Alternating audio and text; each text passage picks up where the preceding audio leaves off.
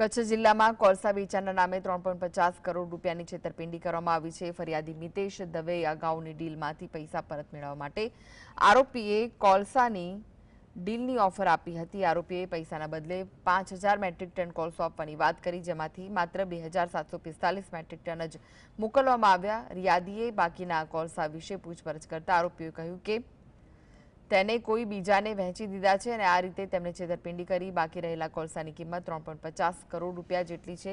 આરોપીઓ મૂળ ઝારખંડના રહેવાસી છે। બંને ભાઈઓ ગાંધીધામ કોલસા ખરીદી વેચાણ કરતા હતા અને તેમના પાસે ગુનાહિત ઇતિહાસ પણ છે।